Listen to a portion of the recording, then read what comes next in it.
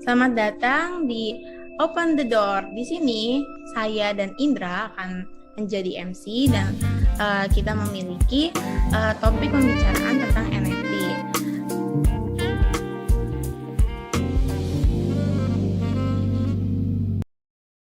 Selamat datang di Open the Door. Di sini hari ini kita memiliki topik tentang NFT. Kira-kira Indra, lo ngikutin gak sih NFT itu lagi kenapa? Gue kayak sekedar tahu aja sih yang berita lagi beredar itu NFT. Menurut lu NFT itu apa sih, Grace? Menurut gue sih ya, itu kayak tempat kita, terutama untuk tempat para seniman untuk ngembangin apa yang mereka bisa, terus mereka bisa menjual ke OpenSea ini. Nah, kayaknya kita ada tamu ya? Undang nggak sih? Nah iya tuh, benar. Tamunya dari sebuah tempat peradaban yang sangat terkenal. Yo, Apa langsung kita undang aja kali ya? ya langsung panggil aja lah. Kita panggilkan Rachel dan Jonathan.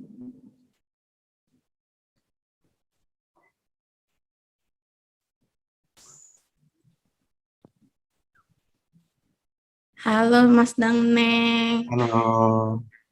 Halo, makasih guys sudah diundang. Gimana nih kabarnya? Baik. Semoga baik-baik aja kan ya? Cakep. Langsung aja kali ya. Iya. Tadi tuh kita lagi bahas tentang NFT. Menurut Mas Jonathan sama Mbak Rachel tuh apa ya NFT itu? Kalau dari mungkin Rachel siapa dulu? Mungkin dari agak Jojo aja dulu. nggak sih? Iya, boleh. Jadi tadi pengertian NFT ya kira-kira ya? Iya. Kalau menurut gue pribadi ya, NFT itu yang gue ketahui itu seperti sebuah transaksi aset gitu. Hanya bedanya ini kalau NFT asetnya itu bentuknya digital dan bisa macam-macam sih. Dan juga yang bedanya lagi transaksinya itu pakai mata uang yang beda, bukan mata uang kayak kita yang punya itu rupiah, tapi pakai mata uang cryptocurrency. Jadi pakai mata uang kripto sih. Sejauh ini itu. Kalau Rachel sendiri tuh gimana? Oke, kalau pemahaman dari gue sendiri kan sebenarnya NFT ini awalnya ya, kalau mau jujur gue sendiri juga nggak terlalu ngikutin NFT ini seperti apa. Cuman kan fenomena Gozali Everyday ini tuh selalu masuk ke thumbnail ya, kayak heboh banget gitu. Akhirnya gue mulai cari tahu apa sih sebenarnya NFT ini. Jadi basicnya NFT atau non-fungible token ini tuh benar yang kayak dibilang Jojo tadi, itu merupakan aset digital, di mana ini tuh merupakan bukti kepemilikan kita terhadap si aset digitalnya ini. Nah, benar yang dibilang sama Jojo kalau uang atau transaksi di sini tuh nggak pakai uang cash yang gitu-gitu, cuman dia pakai semacam Bitcoin ya, ya nggak sih Jo? Bitcoin kan ya. Nah, dan apa namanya yang bisa di-post di NFT ini tuh bukan cuman kayak foto dong, cuman kebanyakan kayak karya-karya yang di-post sama si seniman-seniman inilah dan dibeli sama si kolektor. Gitu sih kalau sepemahaman gue tentang apa sih sebenarnya NFT itu. Kalau soal kan kita udah tahu nih pengertiannya. Sebenarnya tujuan adanya NFT itu apa ya? Boleh tahu nggak ya? Oke, dari siapa nih kira-kira nih pendapatnya? Jojo duluan lagi ya. Oh iya. Aduh. Dari keuntungan NFT ya tadi ya kira-kira ya. Kalau menurut gue pribadi itu macam-macam sih. Tapi gue ambil 3 poin penting. Kalau keuntungan NFT itu, yang pertama itu kan NFT kan asetnya digital. Dan tadi seperti yang Rachel bilang bisa bentuknya macam-macam. Bisa ada kayak karya seni juga. Jadi keuntungan yang pertama itu dari sudut pandang karya seni lah ya. Jadi dilihat ini NFT itu kayak industri seni juga. Karena dia itu menawarkan asetnya itu mengeluarkan karya seni lah, seperti itulah mungkin. Lalu kalau dari sudut pandang yang kedua itu dari aset bisnis ya.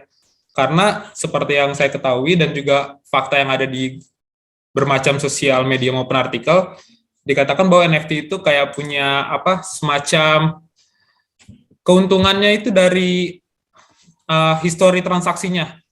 dilihat dari catatan transaksinya. Katanya catatan transaksinya itu ada di blockchain. Jadi setiap dia transaksi bakal dapat komisi ke si pemilik NFT itu. Semacam itulah. Jadi orang yang membuat sebuah NFT ketika dia menjual, lalu ada yang beli, terus yang beli ini jual lagi. Dia dapat komisi dari hasil transaksi gitu sih. Lalu yang ketiga itu sebagai hobi dan hiburan sih. Karena kayak Gozali Effect kemarin, orang Indonesia itu jadi beberapa ada yang kayak ngikutin tren buat foto selfie. Nah, itu jadi ada yang kayak hobi dan hiburan, tapi yang saya berikan contoh ini adalah hal yang salah. Hobi dan hiburan yang benar itu mereka yang kayak ngikutin tren, tapi NFT-nya tetap aja sebuah karya yang bagus lah. Tidak seperti kayak di diri sendiri, seperti itu sih. Kalau dari Rachel sendiri gimana nih? Pasti beda lah dengan gua gitu ya. Dan mungkin agak-agak mirip ya, cuman kalau misalkan ini apa ya, tujuan atau keuntungan, kita bahas dari mungkin tujuan dulu ya. Kalau tujuannya mungkin gini, kita kan hidup, teknologi kan semakin maju ya, perkembangan teknologi itu kan nggak bisa kita hambat gitu.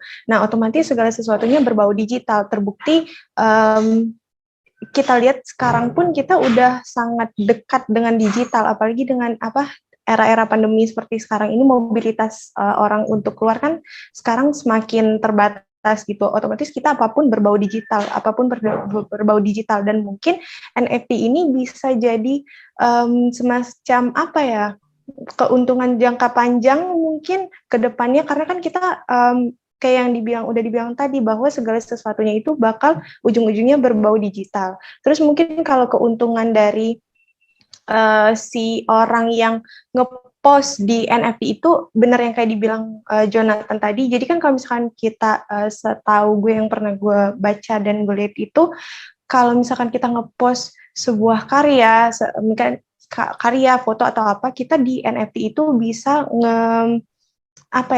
nge-setting supaya kita dapat fee seandainya karya kita ini yang udah dibeli lagi sama orang lain gitu. Jadi otomatis kita kan sebagai orang pertama yang pemilik awal karya ini tuh kan dapat keuntungan juga ya dari situ, dan itu yang terjadi dengan si Gozali Everyday ini. Jadi dia kayak naruh sekitar berapa gitu, dan akhirnya karena fotonya ini dibeli orang, kemudian si orang yang beli ini jual lagi dan dibeli lagi, transaksi itu masuk terus, dan itu yang jadi keuntungan si Gozali ini sampai yang katanya rumornya sekitar 1 M lebih ya gitu mungkin sih. Fantastis. Berarti ternyata dari NFT itu untungnya banyak sekali ya. Betul. Cuman kalau misalkan menurut gue sendiri ya, itu kalau kayak si fenomena Gozali ini tuh nggak bisa jadi keuntungan jangka panjang yang terus-menerus, karena kan kalau sekedar foto selfie dong mungkin kita nggak ada ini ya, nilai gunanya mungkin ya. Kalau sekarang kan mungkin lagi tren, orang-orang bakal beli terus, orang-orang bakal kayak tertarik, oh Gozali nih, beli Gozali. Cuman kan misalkan kalau kita lihat dalam jangka waktu 3-4 tahun ke depan, apakah si foto selfie Gozali ini tuh berguna? Kan kenyataannya kan nggak mungkin. Kalau misalkan kita lihat kayak hasil-hasil karya yang punya nilai guna, mungkin semakin lama, semakin tahunnya semakin naik, mungkin harganya juga semakin naik. Tapi kan kalau untuk Gozali ini kan mungkin jangka pendek ya, sekarang lagi happening-nya, kita kurang tahu ke depannya apakah ini tetap menguntungkan atau enggak, gitu sih. Oke. Nah, terkait NFT nih, yang di OpenSea, menurut kalian gimana ya yang upload foto kayak foto KTP, foto-foto yang nggak jelas gitu? Ya gitu, pendapatnya gimana pendapatnya menurut Jonathan dulu deh. Oke. Jadi kalau menurut Rachel dulu deh, gimana nih kira-kira? Gantian sekarang. Oke. Tadi pertanyaan apa ya? Tentang orang-orang yang upload foto KTP di OpenSea.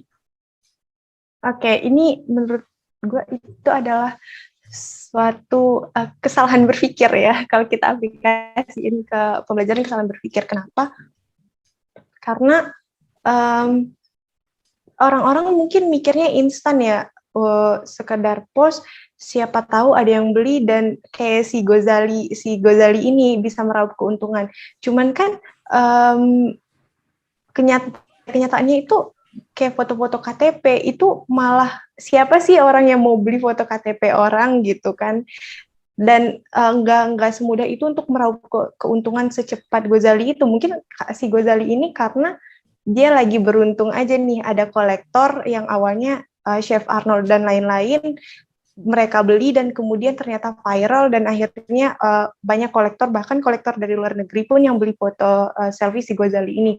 Cuman kalau misalkan kita mikir foto KTP, siapa sih orang yang mau beli foto KTP orang gitu, dan bukannya dibeli, malah bisa jadi hal ini jadi penyalahgunaan data seseorang gitu. Kita tahu kan kalau misalkan KTP itu sering disalahgunakan untuk hal-hal kayak pinjol dan segala macamnya gitu. Jadi malah itu impact-nya buruk untuk orang yang ngepost, bukannya untung malah jadi dan itu kalau nggak salah ada hukumnya ya. Cuman kalau kita bahas hukum kan kita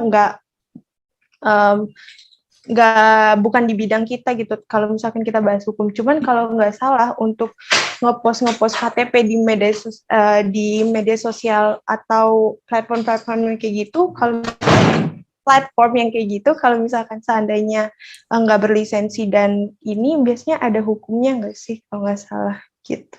Kita sih. Nah, kalau menurut gue ya sama seperti kayak Rachel sih, sebenarnya ini ada faktor kesalahan berpikir. Tapi kalau menurut gue pribadi, efek daripada Gozali Everyday ini ada bagusnya, ada buruknya juga. Bagusnya itu adalah orang-orang jadi sadar ada NFT ini, jadi terbuka banyak sekali orang-orang yang terjangkau dari tentang NFT ini, jadi lebih awareness lagi. Nah, itu sih kalau keuntungannya.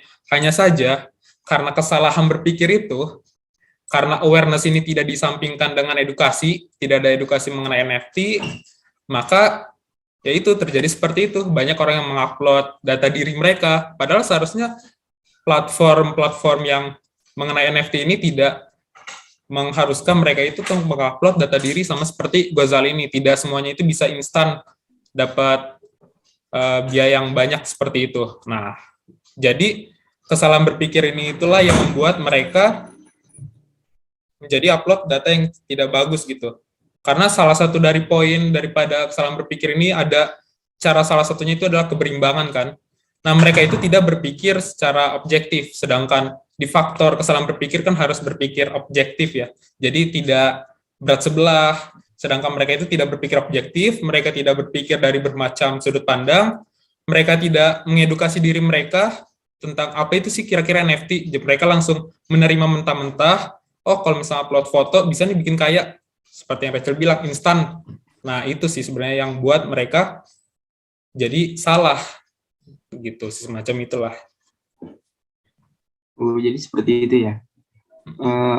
Kalau untuk solusinya untuk mereka yang upload foto KTP, foto ya begitulah, yang nggak semestinya di OpenSea, menurut dari Rachel dulu deh, solusinya gimana?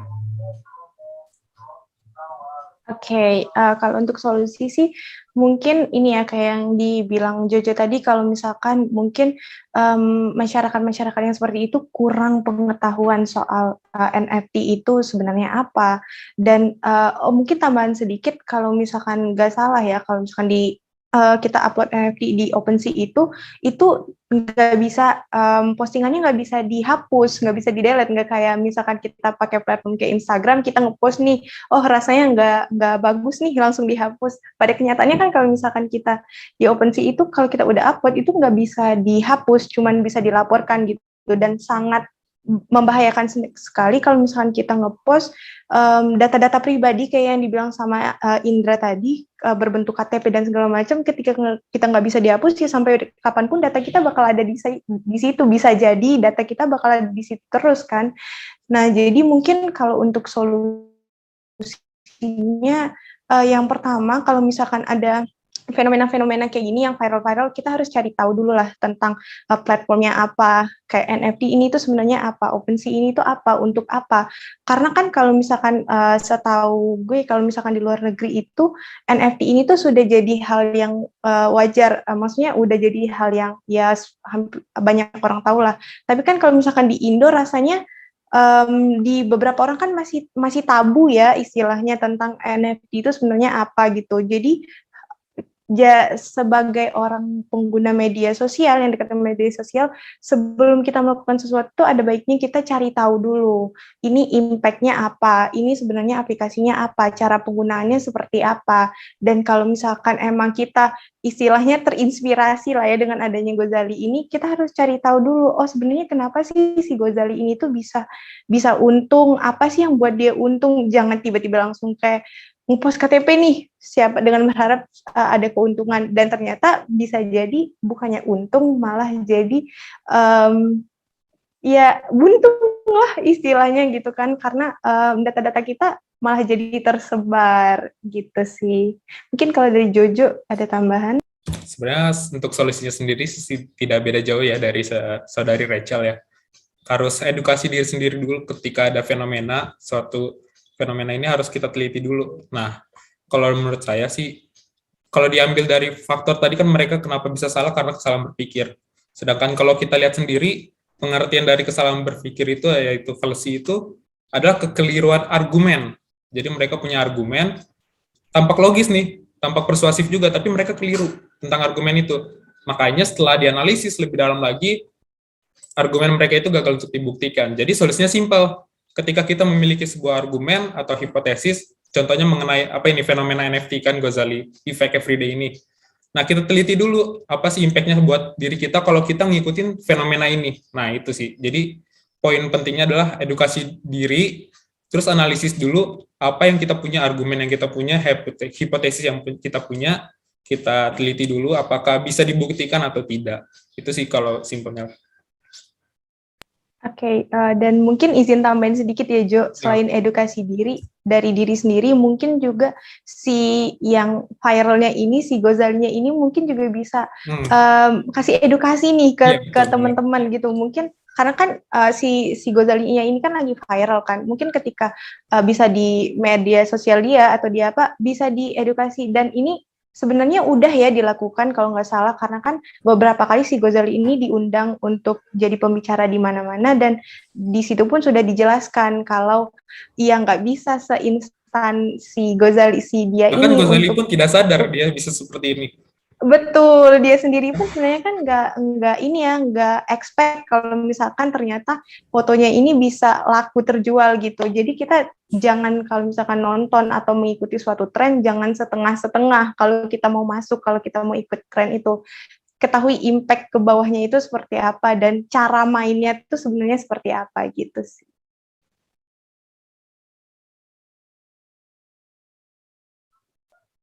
Maaf Grace, masih di mute. Oke, sorry. Makasih banyak nih Mas Jonathan sama Mbak Rachel, kita jadi tahu. Bener sih, saya aja tuh masih kurang ngerti gitu, tapi sekarang jadi saya udah mulai ngerti. Semoga teman-teman yang nonton bareng kita nih nanti bisa ngerti juga, dan kita bisa saling ngingetin satu sama lain sama orang-orang di sekitar kita apa itu NFT dan apa keuntungannya, sehingga kita tidak melakukan kesalahan dalam berpikir ataupun melakukan sesuatu.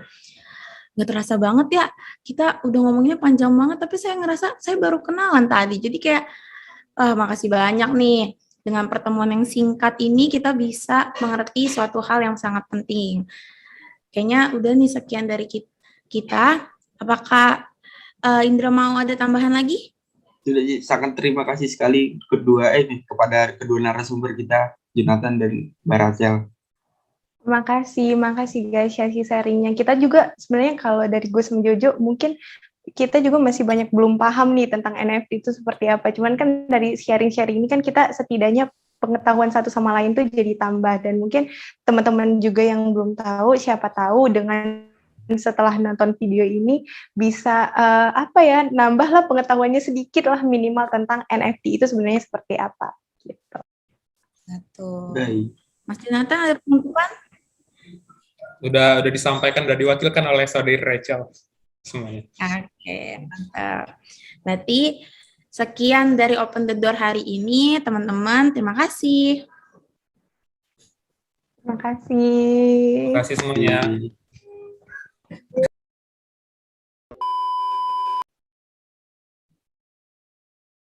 Selamat datang semuanya. Kita kembali lagi di Open the Door. Sekarang hari ini kita memiliki tema Open the Door memiliki tema astagfirullah. Ani. Enggak apa-apa, jeda aja dulu baru ulang lagi. Ntar di-cut. Jadi ini nih apa behind the scene, gak usah di stop recordingnya. Oke. Nah, lanjut.